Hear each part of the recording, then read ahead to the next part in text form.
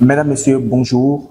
Bienvenue sur cette nouvelle émission qui sera consacrée à un sujet aussi important et capital que les précédents que nous avons eu le privilège de traiter avec vous. Donc, vous êtes donc sur cette émission pour recevoir les clés en ce qui concerne les pratiques néfastes. Les pratiques néfastes, souvent enracinées dans les croyances et des normes culturelles obsolètes, représentent un véritable obstacle au progrès social et au bien-être. En tant que journalistes et acteurs de la société civile, nous sommes témoins des conséquences dévastatrices qu'elles engendrent sur les vies des personnes et des communautés, affectant leur santé, leur dignité et leurs droits fondamentaux. C'est donc pour pallier à ce problème-là que nous recevons sur cette émission une invitée qui est professionnelle de son domaine, experte en la matière, militante engagée. Elle est là pour partager avec nous les clés pour que les pratiques néfastes ne continuent plus à déranger le bien-être et les droits fondamentaux. Alors nous allons la laisser, elle va se présenter et permettre à vous, chers internautes, de savoir qui c'est. Chers invités, bonjour. Bonjour monsieur. Merci d'avoir accepté notre invitation. Merci à vous aussi. Est-ce que vous pouvez permettre à nos internautes de vous connaître? Bonsoir cher monsieur, à l'état civil c'est Karine Marielle B. Panou, épouse Vic Poyan. Je suis socio-anthropologue, gestionnaire de projet, spécialiste en recherche, suivi, évaluation et spécialiste dans la qualité des normes de la société. Merci à vous. Alors, puisque le but de cette émission est de pouvoir donner à tous ceux-là qui nous suivent des clés pour véritablement combattre les pratiques néfastes, je voudrais savoir pourquoi est-ce qu'une pratique est... Quand est-ce qu'une pratique d'ailleurs est dite néfaste et pourquoi faut-il la combattre? Merci à vous. Quand nous parlons de pratiques néfastes, quand nous parlons d'abord de pratiques, c'est ce que nous faisons au jour le jour, c'est les actes que nous posons et on parle de néfaste quand ça ne fait pas du bien à l'environnement dans lequel nous sommes, quand ça a des séquelles sur ceux qui sont autour de nous, quand ça ne donne pas des valeurs à notre société. En ce moment, on peut qualifier ces pratiques de néfastes. Alors pourquoi faut-il les combattre? Nous devons les combattre parce que quand on parle de pratiques néfastes, ça veut dire que ça a des impacts négatifs. Ça veut dire que ça n'éduque pas. Et pour les combattre, il faut vraiment aller à la base. Parce que quand on dit que quelque chose est néfaste, c'est que la chose n'a pas un bien fondé. Ça ne suit pas les normes. Donc, nous devons vraiment travailler à combattre ces pratiques. Alors, quelles sont alors ces pratiques-là qui sont les plus en vogue aujourd'hui que vous connaissez? Bon, pour donner quelques exemples, nous allons parler du manque de respect à l'aîné. Nous allons parler du manque de confiance. Nous allons parler de la paresse. Nous allons parler également du travail mal fait. Nous pouvons parler aussi de la non-responsabilité que nous devons prendre vis-à-vis d'un certain nombre de choses. Voilà les quelques exemples que nous pouvons donner. Quand nous parlons par exemple de la non-responsabilité, quelles sont les conséquences que cela pourrait avoir sur l'individu lui-même et sur la communauté? Merci à vous. Quand nous parlons de la non-responsabilité, nous allons partir d'abord de la cellule familiale. Parce qu'on dit que pour être parent, il faut être responsable. Si aujourd'hui, nous avons des parents qui sont démissionnaires, qui ne prennent pas leurs responsabilités, qui courent dans tous les sens à la recherche du gain, dans une course effrénée à la recherche du quotidien, et pour ne pas prendre ses responsabilités, que ce soit en matière d'éducation ou tout le reste, nous pouvons dire que c'est vraiment quelque chose qui encourage les pratiques néfastes, parce que les enfants sont l'avenir de demain. Et si on ne les éduque pas bien, soyons sûrs que demain nous aurons plein de pratiques néfastes avec ces enfants. Pourquoi? Parce que Les parents ne sont pas là pour donner la direction qu'il faut, pour dire non, ceci ne se fait pas, pour dire non, dans la vie, il faut passer par ici. Donc, la non-responsabilité induit beaucoup de choses. Nous pouvons dire que les enfants sont comme des cahiers vierges dans lesquels les parents écrivent des tests et que demain, ces tests seront lus par la société. Et si l'éducation est bien faite, on ne pourra pas être en contact des pratiques néfastes. Alors, tout à l'heure, vous avez parlé de l'éducation qui forcément joue un rôle capital dans la lutte contre les pratiques néfastes. Est-ce que vous pouvez aller un peu plus en profondeur sur le rôle de l'éducation dans la lutte contre les pratiques néfastes? Merci à vous. Quand nous parlons de l'éducation, l'éducation est la base même. L'éducation est le socle. Je peux vous dire qu'il y a quelques années en arrière, un enfant né d'une famille est éduqué par toute la société. Tout un quartier, tout un village. Un enfant qui fait mal au dehors peut être réprimandé par un plus âgé. Mais aujourd'hui, nous ne savons pas ce qui se passe et qu'un enfant qui agit mal, avant que l'autre, qui n'est pas son parent géniteur, n'intervienne, c'est le parent géniteur même qui vient s'interposer à ce qu'on veut donner comme correction à l'enfant. Et ce faisant, l'enfant se voit entre griffes protégé ou je ne sais pas. L'enfant se voit tout permis. L'enfant se voit tout permis. Et là, la base est faussée. Parce que pour aller loin, il faut ménager sa monture. L'éducation est le socle même de toute chose. Pour que nous puissions arriver à ne pas avoir des pratiques néfastes, il faut que l'éducation soit de mise. Quand on parle de l'éducation, elle n'est pas négociable. On ne négocie pas l'éducation. Soit c'est ça, soit ce n'est pas ça. Merci à vous. Alors, comment pouvons-nous rendre l'éducation sur les pratiques néfastes plus efficace et plus accessible? Bon, pour y arriver, nous devons déjà partir de la cellule familiale. Il faut que les parents s'entendent. Parce que moi, quand je parle d'éducation, je me dis l'éducation est plus par mimique que par parole. Dans une famille où un enfant voit son papa crier sur sa maman, même quand on va lui dire que ça ne se fait pas, c'est déjà ancré en cet enfant. Que vous le vouliez ou non, pour lui, c'est normal que cela se fasse. Dans une société où on voit, dans un quartier ou dans une maison, on n'a pas d'égard pour la personne âgée, c'est normal que l'enfant puisse se dire c'est comme ça, ça se fait. Vous voyez, ou que dans des communautés, on n'apprenne pas à l'enfant que la personne est vraiment une source de respect. Qu'on ne puisse pas dire à l'enfant que quand vous êtes en face d'une personne âgée, vous lui devez respect, vous lui devez considération. L'enfant va se croire tout permis. Quand l'enfant voit une personne âgée, l'enfant se dit, bon, c'est mon égal, je peux tout. Or, cela ne se passe pas comme ça. Donc, pour ne pas arriver aux pratiques néfastes, il faut partir de la base. Il faut montrer à la jeunesse que ces pratiques ne sont pas saines. Et il faut qu'on arrive à promouvoir des pratiques qui font sortir les valeurs, qui font sortir les normes sociales. Justement, parlant de la promotion de ces pratiques-là qui font sortir les normes sociales positives, je voudrais vous demander comment est-ce qu'on peut aujourd'hui impliquer davantage les jeunes, sachant bien que les enfants d'aujourd'hui sont l'avenir de demain.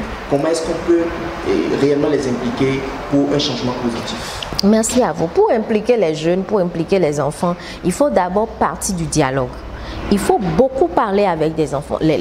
Il faut qu'on trouve du temps pour pouvoir parler avec eux, beaucoup les écouter, pour leur présenter les bonnes manières, pour leur présenter ce qu'il y a de meilleur. Parce que si vous ne dialoguez pas, vous n'êtes pas en mesure de savoir ce que l'enfant a déjà internalisé, vous n'êtes pas en mesure de déceler ce qui est déjà mauvais pour pouvoir corriger. Donc il faut partir de la base, il faut partir du dialogue, il faut les écouter. Et en tant que parent, il faut réglementer l'accès aux réseaux sociaux. Merci. Ok, réglementer l'accès aux réseaux sociaux. Est-ce que ça dit que vous diabolisez les réseaux sociaux? Du tout pas, du tout pas, du tout pas. Vous considérez les réseaux sociaux comme des canaux par lesquels la mauvaise éducation peut atterrir dans les foyers? Bien sûr, bien sûr. C'est vrai que par les réseaux sociaux, on est informé, par les réseaux sociaux, on a plein d'autres choses, mais il va falloir réglementer ça en tant que parent vis-à-vis des enfants.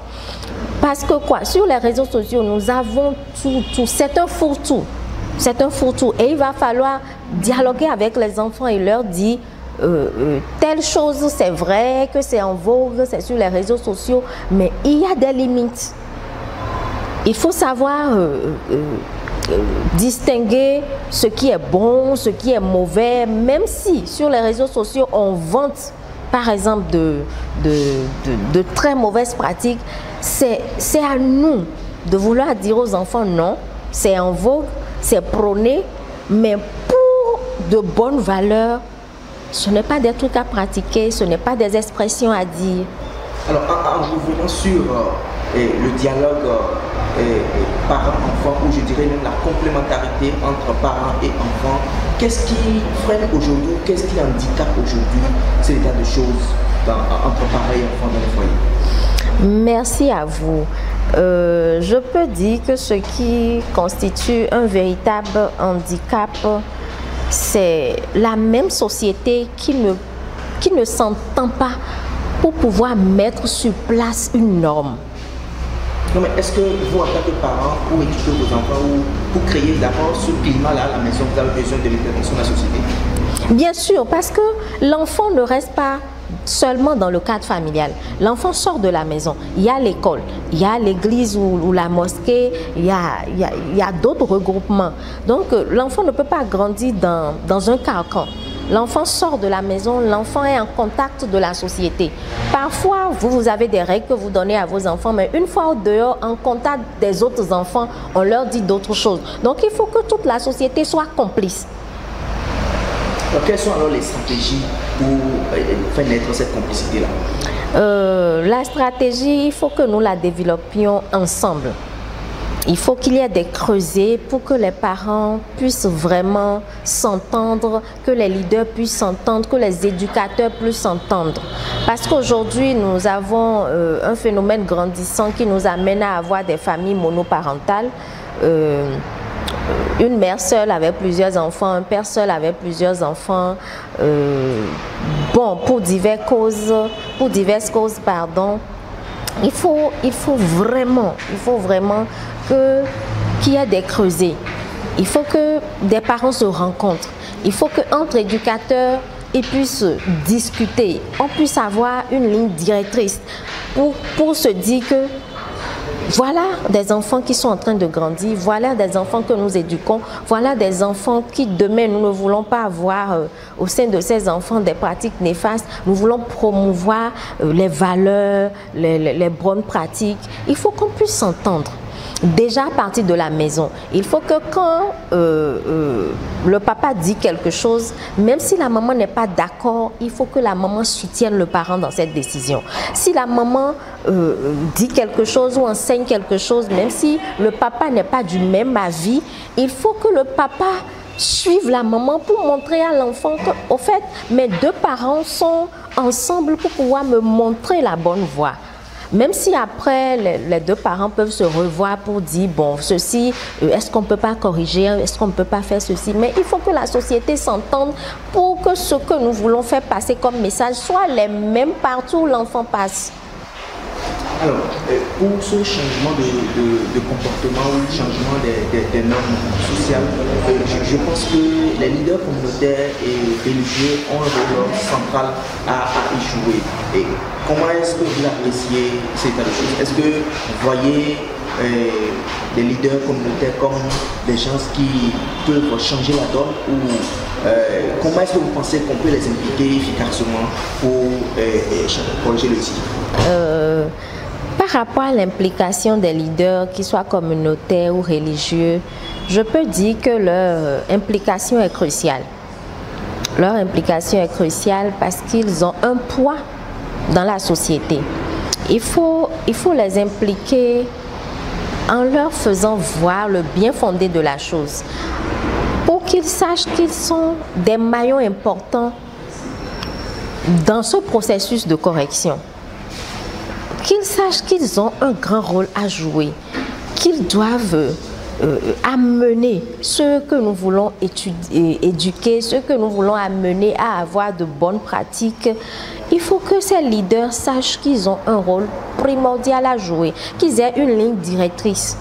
Et à côté de ça aussi, dès que ces leaders sont impliqués, il va falloir que les parents qui suivent ces enfants soient d'accord avec ces leaders. Il ne faut pas que, un parent, parce qu'on veut punir un enfant qui a mal agi, se prenne la tête pour enlever cet enfant ou aille affronter ces leaders pensant qu'il est en train de protéger l'enfant. Non, il faut qu'on donne le plein pouvoir à ces leaders, comme les parents ont le pouvoir d'éduquer les enfants. Alors aujourd'hui, avec l'avènement des nouvelles technologies de communication, il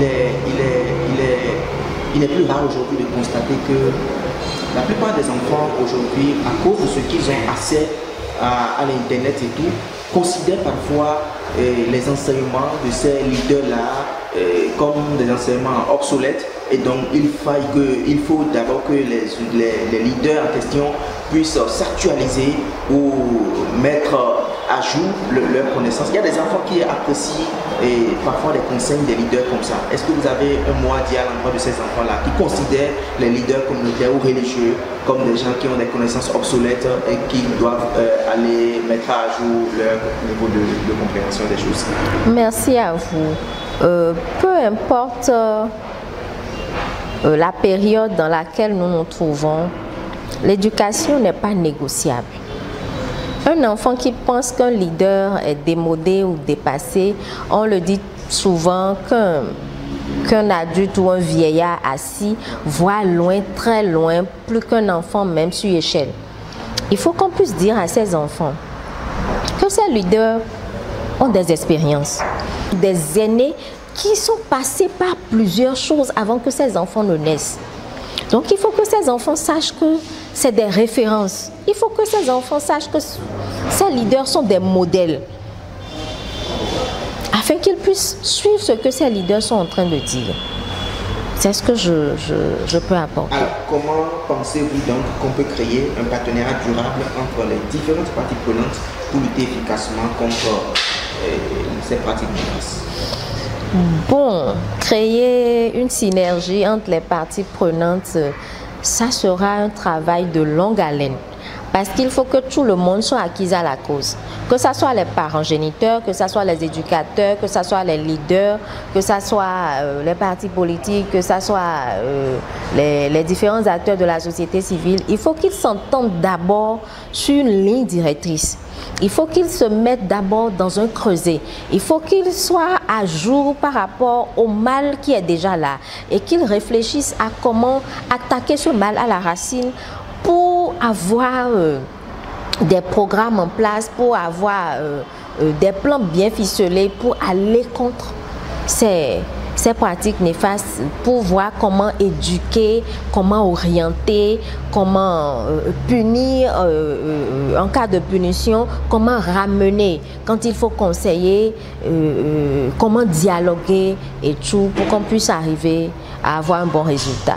Alors, nous sommes en train d'aller pas à pas vers la fin de cette émission-là. Je voudrais, ça me tient tellement à cœur, que vous vous adressez, vous regardez droit dans la caméra, vous adressez à ces jeunes-là qui nous suivent actuellement et vous leur parlez en tant que mère. Merci à vous. Chers jeunes, chers enfants, aujourd'hui, nous sommes parents. Hier, nous étions des enfants. Et nous ne pouvons pas voir ce que nous avons planté voler aux éclats. Et soyez sûrs, vous êtes enfants aujourd'hui, vous serez parents demain. Et on ne peut que donner ce qu'on a reçu. Si aujourd'hui, vous n'êtes pas en phase avec l'éducation qui vous est donnée, si aujourd'hui, vous ne suivez pas les bons conseils, si aujourd'hui, vous ne pratiquez pas les bonnes habitudes, si aujourd'hui, vous balayez du revers de la main tout ce qui vous est enseigné ou tout ce qui vous est dit, je ne suis pas sûre que demain, vous serez de bons parents. Vous devez faire l'effort d'écouter, de comprendre, de mettre en pratique tout ce qui vous est enseigné en bien. Vous devez vous mettre parfois dans la peau de vos parents et vous dire que vous avez des responsabilités. Vous devez vous mettre en tête qu'un parent ne peut pas vous conduire dans un décor. Écoutez calmement, comprenez, agissez en bien pour que nous ayons une société sans gangrène, pour que nous puissions avoir une bonne société, pour que nous puissions demain, dans notre vieillesse et quand vous serez des parents, que nous soyons fiers de vous avoir éduqués. Merci à vous, chers jeunes, merci à vous, chers enfants. Merci à vous également pour ces sages conseils que vous avez à nos jeunes qui nous suivent. C'est très important. Écouter, comprendre et mettre en pratique la clé pour une société sans gangrène. En tout cas, je suis sûr que pour tous qui nous avez suivis, vous avez capté ces trois mots-là, ces trois verbes-là, et vous saurez comment les utiliser efficacement pour que l'avancée de la technologie ne devienne pas un frein pour la promotion d'une société, une bonne société, une société sans gangrène. C'était un grand scandale pour la présentation. Je suis très heureux d'avoir été des vôtres et à très bientôt pour une nouvelle émission.